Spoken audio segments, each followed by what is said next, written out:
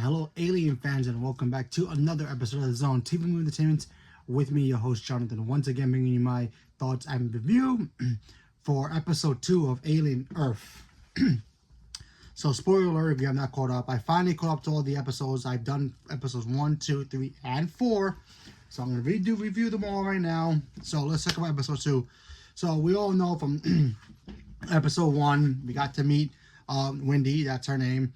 She was a little girl who was sick, and then they transferred her consciousness into a robot body.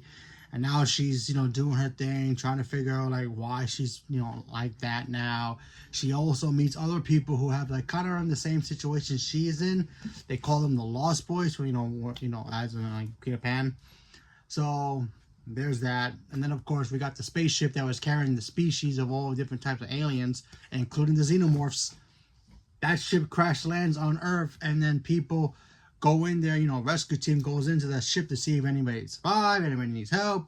They get attacked, and one of the people that got attacked and is pretty much, running for his life is Wendy's brother, who was, young at the time and didn't know his, found out his sister died, but he didn't know that his sister was, was taken to be experimented on and become who she is now.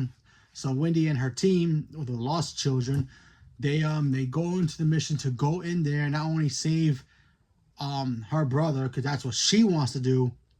She also got to collect the species that's there and bring it back to the facility that they're all staying at, so they can be further studied, including the xenomorphs.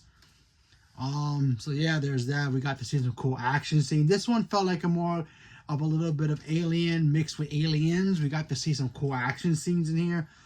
That was pretty cool. The xenomorph obviously attacked Wendy and her brother. She finally met her brother. And, honestly, when she first told him, listen, I'm your sister, it's me, he actually took it pretty well. Honestly, I thought he would have been like, nah, my sister died. I don't know who the hell you are. Back off, kind of an attitude. But no, he actually kind of took it pretty well.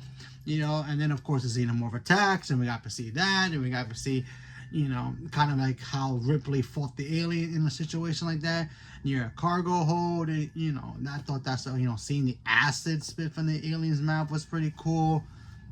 Wendy gets injured, so she gets decommissioned, kind of.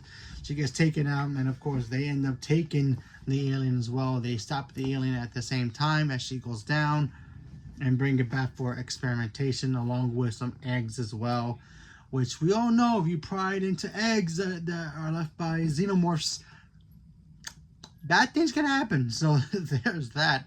And, honestly, that's the shortest way I could explain episode 2 without spoiling so much. I want to spoil it more, but I feel like if I do, I think it would just ruin the fun that this show is giving me. This show just... I thought the show was going to be more about, humans versus aliens and them dealing with them on planet Earth and figuring out a way to get them heck out of there. So that way one day we can meet up in story-wise, meet up with Ripley and be like, oh, that's why. So they did go to Earth and then go back to space, and that's why everything else happens. But this show is more about, humanity just, trying to figure out if, putting people in, these robot bodies, is that the solution for humanity itself? With this experiment that they're doing with, with these lost kids that they say, the Lost Boys, reference to, Peter Pan, they're trying to see if that actually works, so it could help future people in the future. Obviously, we've seen this technology used time and time again in the Alien franchise. If you guys know the Alien franchise, you see, the xenomorphs, the synthezoid people, obviously, when they get they get ripped apart, they have white stuff coming out of them. So we do know that that technology moves on eventually. So we get to see that. We did see that recently in Romulus last year or in the beginning of this year. So that stuff does continue moving forward. But it is pretty cool to see that we get to see how that stuff gets to become and where it goes from here. And with, Wendy down, she gets, reprogrammed in a way. But something happens to her, and I'll talk about that in episode 3. That's pretty interesting, because even I thought, I'm like, wait a minute, how's that even possible? So I'll talk about that in episode 3. So leave me a comment below. Let me know what you guys thought about episode 2 of Alien Earth. Are you guys enjoying it? Did you guys catch up like I did?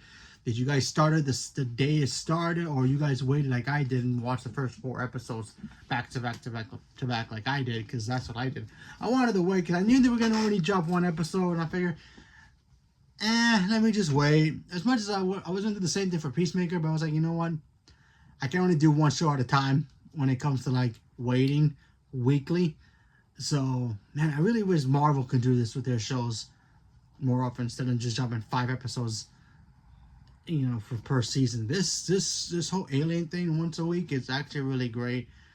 It's on FX if you guys don't know. If you guys want to actually check it out, it's a really good show, and especially if you want to follow the lore of the Alien franchise and of course the Alien versus Predator franchise as well, because I'm pretty sure they're going to have some kind of Easter eggs in there you and I've missed that reference the Predator's existence in this world. Even though in the comics they say that they do exist and the Alien versus Predator is connected to the Alien universe, so go figure. But, you know, 1 at a time. So, leave a comment below. Let me know what you guys thought. Stay tuned for more. Thank you very much, and have a good night.